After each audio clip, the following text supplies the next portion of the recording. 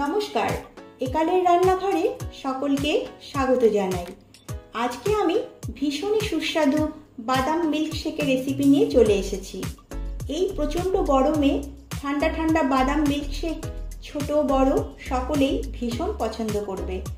বাইরের কেনা বাদাম মিল্কশেক তো আপনারা প্রায় সকলেই খেয়েছেন, তবে এই বাদাম মিল্কশেক কিন্তু ঘরেই আপনারা তৈরি করে নিতে পারবেন।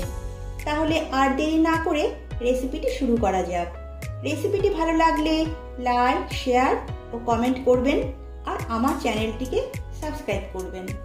বাদাম মিল্কশেক করবার জন্য প্রথমে গ্যাসে একটা কড়াই বসিয়ে দিয়েছি এবং এতে দিয়ে দিচ্ছি 1 লিটার লিকুইড দুধ।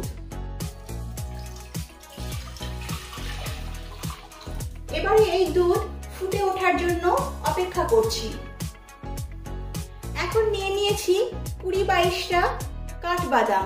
এই কাঠবাদাম আমি 7-8 ঘন্টা জলে ভিজিয়ে রেখেছিলাম, তারপর খোসা ছাড়িয়ে নিয়েছি।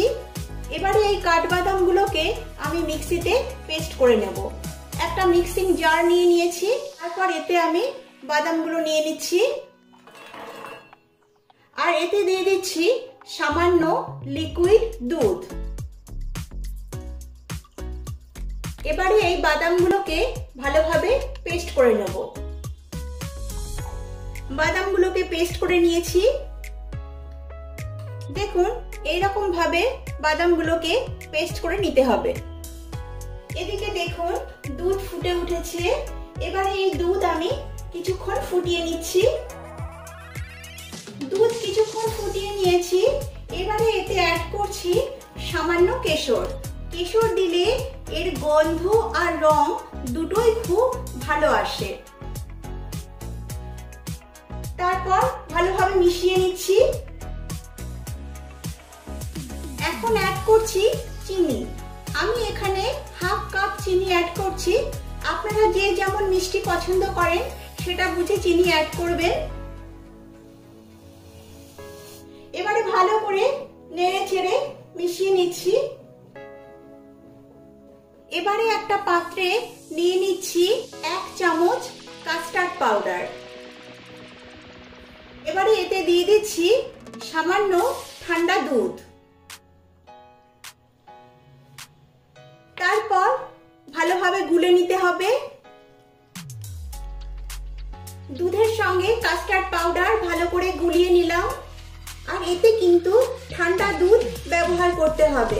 গরম দুধে কিন্তু কাস্টার্ড পাউডার একদমই দেবেন না, তাহলে গরম দুধে কাস্টার্ড পাউডার দলা বেঁধে যাবে। এবার এই দুধটাকে ঘন করবার জন্য অল্প অল্প করে কাস্টার্ড পাউডার আমি অ্যাড করছি।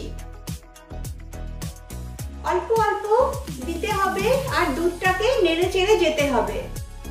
এই সময় গ্যাসের ফ্লেম কিন্তু লো করে রাখতে হবে। এই প্রসেসটা লো ফ্লেমেই করতে হবে। এখন 4-5 মিনিট এটাকে একটু ফুটিয়ে নেব।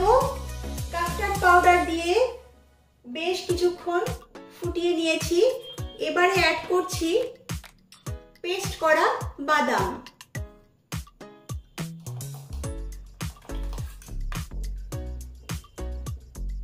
বাদাম দেওয়ার পর ভালো করে নেড়ে চেড়ে মিশিয়ে নিচ্ছি। এবারে মিল্কশেকের টেস্ট বাড়ানোর জন্য এতে কিছু ড্রাই ফ্রুটস অ্যাড করছি। ড্রাই ফ্রুটসের মধ্যে নিয়েছি কিছু কাজু বাদাম, কিছু আমন্ড আর কিছু পেস্তা কুচি। এগুলো আমি এতে অ্যাড করছি। ড্রাই ফ্রুটস আপনারা পছন্দ অনুযায়ী অ্যাড করে নেবেন। এবারে সবকিছু নেড়ে চেড়ে মিশিয়ে নিচ্ছি।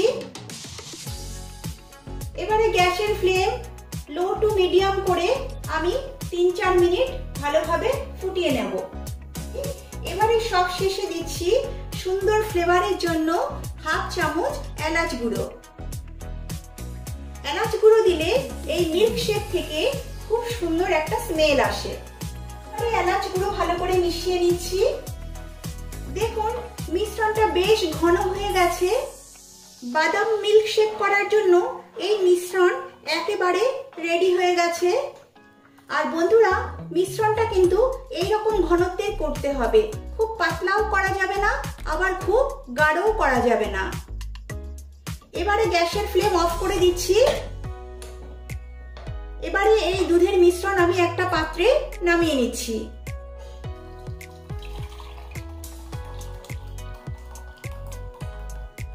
এই মিশ্রণটাকে আমি এবার পুরোপুরি ঠান্ডা করে নেব, তারপর ফ্রিজে 4-5 ঘন্টা রেখে তারপর আমি আবার আপনাদের কাছে ফিরে আসছি। 4 ঘন্টা পর ফিরে এলাম। এই মিল্ক শেক আমি 4 ঘন্টা নর্মাল ফ্রিজে রেখে তারপর এটাকে ফ্রিজ থেকে বার করে এনেছি। আর দেখুন, ফ্রিজে রাখার ফলে এই মিল্ক শেক আগের থেকে বেশ অনেকটাই ঘন হয়েছে। এখন বাদাম মিল্ক শেক আমি সার্ভিং গ্লাসে ঢেলে নিচ্ছি।